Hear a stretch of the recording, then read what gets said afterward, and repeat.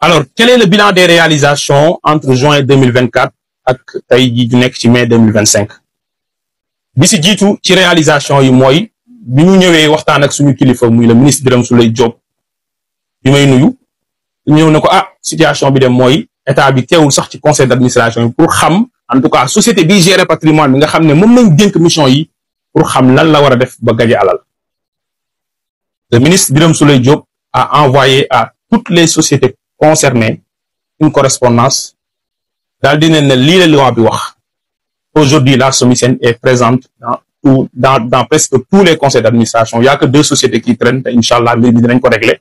Sur 14 sociétés concernées, dans les 12 sociétés, la SOMISEN est présente dans le conseil d'administration. Donc, je voudrais nous remercier suñu jëwriñ Birame Souleye Diop ci liggéey boobu nga xam ne def na ko yombal ko ci weer yu néew.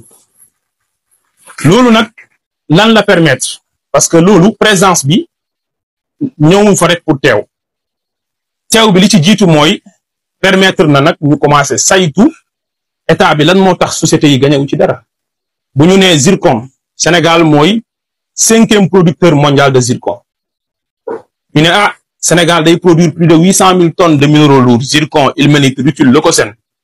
ñu ne depuis 2014 bi ñu daree exploité ba léegi état bi gañewu ci dara en termes de dividende 0 franc dividende lay wax 0 franc day laaj état bi saytu est-ce que njëg gi ñuy jaayee zircon bi njëg boobu la waroon a jar état bi day saytu yan montage financier la ñu def ba fay loolu nag tàmbali nañu liggéey boobu te nag tey liggéey bi ñu dénk ko commission d'examen des contrats conclus dans les secteurs stratégiques mooy le premier ministre Ousmane Sonko installé na benn commission bi war a saytu contrat yi ci secteur pétrolier secteur minier secteur infrastructure ak leneen moo am ci benn commission bu ñuy wax la sous-commission mine nga xam ne suñu collègue donc Lamine Diouf mooy président bi ñun ñu nekk rapporteur au sein de cette sous-commission pour xool naka nañuy def ba vérifier entreprise yooyu. leneen la ci teg mooy nous avons adopté un manuel de gestion du portefeuille minier mooy dañu seetlu woon ne de état bi buy teew ministère des finances mi ngi fa ministère des mines mi ngi fa SOMISEN war a ñëw gérer le patrimoine développer la stratégie seetlu bi ñu seetlu mooy état bi daanul woon am benn kaddu parce que kenn daanul woon préparer la représentation de l'État dans les instances décisionnelles.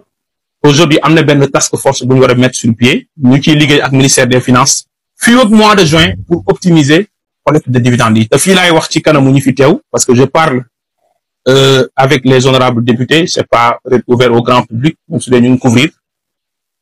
je rassure que li état bi doon gagné ci dividende maanaam ci alal au titre de sa participation par at bii nii dinañ ko doubler sinon dinañ ko tripler incha allah stratégie bi optimiser nañ ko liggéey nañ ci ak ministère des finances notamment la direction du secteur parapublic bi nga xam ne mi ngi nekk ci direction générale de la comptabilité publique et du trésor li ci tegu mooy comme ni ma ko waxee dañuy évaluer chaque année lu ñuy wax la valeur de la participation de l'État désormais mooy à la fin de chaque année nous allons produire un document tuddee ko rapport d'évaluation de la valeur de la participation de l'État état bi xool fan la am ay prise de participation ci ñaata la toll société yooyu ñi ci nekk en phase d'exploitation ñan ñoo ci nekk en phase de développement lii de ñaata la ko jural ci alal tey ci at yi weesu ak ñaata la ko war a jural ci at yi ñëw ne serait-ce que année 3 années yi nga xam ne fa lañ jëm ak yan pexe la état bi war a def mooy lu ñuy wax la stratégie de valorisation des participations de l'État tama laal ci sànq mooy ñun gëmuñu dividende li ñu gëm mooy partage de production parce que mooy seul mécanisme buy tax état bi mën a tirer profit et des pays ont donné l'exemple dans ce sens donc loolu liggéey bi tàmbali nañ ko su loolu weesoo on va formuler des recommandations stratégiques pour état bi fexe ba am alal ci secteur minier bi li ma wax ni yëpp nag mooy encore une fois la logique financière mooy état bi gagner alal ci secteur bi en tant qu'actionnaire waaye wax naa ne loolu c'est une gestion passive li ci des dinañ ci ñëw mooy la gestion active à travers l'assumation de la casquette de l'État opérateur loolu moo waral ngeen dégg projet bu ñuy wax projet de comptoir national d'or et de raffinerie dinaa ci ñëw nag ci biir perspective yi nga xam ne SOMISEN signé na ci benn convention avec le FONSIS le Fonds souverain d'investissement stratégique depuis le 17 mars 2025 projet boobu nag damay fàttali ne gis-gis la vision la ak orientation bu président de la République Bassirou Diomaye Diakhar Faye la mu jëmmal ko ci conseil des ministres bu 29 janvier 2025 bi loolu weesoo ki nga xam ne moo waroon jëmmal loolu mooy le ministère de l'énergie, du pétrole et des mines ñu jëwriñ Birame Souleye Diop daal di ñun SOMISEN yéen lañ dénk projet bi ñu war ko dox donc dinañ ñëw wax fan nañ toll ci projet boobu ci perspective yi. Alors quel est le bilan des réalisations entre juin 2024 ak tey jii ju nekk ci mai 2025 bi si jiitu ci réalisation yi mooy bi ñu ñëwee waxtaan ak suñu kilifa muy le ministre Birame Souleye Diop bi may nuyu ñëw na ko situation bi dem mooy état bi teewul sax ci conseil d'administration yi pour xam en tout cas société bi gérer patrimoine bi nga xam ne moom lañ dénk mission yi pour xam lan la war a def ba gaje alal. Le ministre Birame Souleye Diop a envoyé à toutes les sociétés concernées une correspondance daal di ne lii la loi bi wax. Aujourd'hui la SOMISEN est présente dans presque tous les conseils d'administration. Il n'y a que 2 sociétés qui traînent te inchallah mbir bi dinañ ko régler. Sur 14 sociétés concernées, dans les 12 sociétés, la SOMISEN est présente dans le conseil d'administration. Donc je voudrais nous remercier suñu jëwriñ Birame Souleye Diop ci liggéey boobu nga xam ne def na ko yombal ko ci weer yu néew. Loolu nag lan la permettre parce que loolu présence bi ñëwuñ fa rek pour teew bi li ci jiitu mooy permettre na nag ñu commencer saytu état bi lan moo tax société yi gañewu ci dara. Bu ñu nee zircon Sénégal mooy 5e producteur mondial de zircon ñu ne Sénégal day produire plus de 800 000 tonnes de minéraux lourds zircon, ilménite, rutile, leucocène. ñu ne depuis 2014 bi ñu daree exploité ba léegi état bi gañewu ci dara en termes de dividende 0 franc dividende lay wax 0 franc day laaj état bi saytu est-ce que njëg gi ñuy jaayee zircon bi njëg boobu la waroon a jar état bi day saytu yan montage financier la ñu def ba fay loolu nag tàmbali nañu liggéey boobu te nag tey liggéey bi ñu dénk ko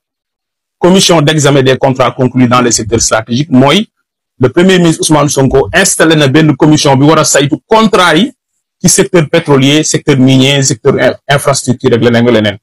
moo am ci benn commission bu ñuy wax la sous-commission mine nga xam ne suñu collègue